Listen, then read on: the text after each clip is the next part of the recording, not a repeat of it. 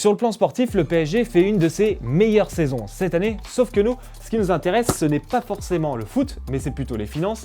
Alors, comment le club gagne son argent ? Quand on dit PSG, on pense d'abord au club de foot, l'équipe masculine, l'équipe féminine, mais aussi l'équipe jeune.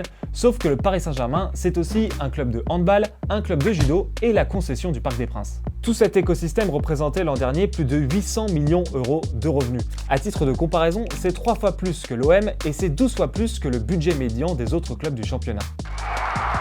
La principale source de recettes, c'est la publicité et les sponsors. L'année dernière, ils représentaient presque la moitié du chiffre d'affaires du club. Viennent ensuite les droits télé. Si on prend en compte les droits audiovisuels internationaux et domestiques, ils représentaient l'année dernière 724 millions d'euros pour l'ensemble des clubs de Ligue 1. Or, sur cette manne financière, le PSG en récupère 178 millions d'euros, soit un quart. Alors pourquoi autant ? Entre autres parce que depuis quelques années, seuls les clubs qualifiés pour les compétitions européennes, comme le PSG, captent les recettes des droits TV internationaux de la Ligue 1. Un autre domaine dans lequel Paris écrase la concurrence à l'échelle nationale, c'est dans le merchandising, en gros la vente de maillots et de produits dérivés liés au club. Cela représente près de 176 millions d'euros, soit 22% des revenus. Mais le PSG, ce sont aussi des supporters. Et la vente de billets, ça rapporte beaucoup. 73 millions d'euros l'année dernière, soit 9% des revenus.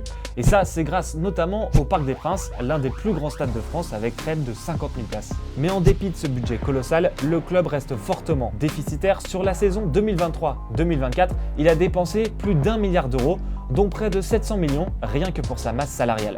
Pour combler en partie cet écart, le club peut compter sur des recettes exceptionnelles, dont la plus-value sur le transfert des joueurs, qu'on appelle dans le jargon le trading. L'an dernier, 181 millions d'euros sont venus renflouer les caisses, notamment grâce à la vente du joueur Neymar à un club saoudien.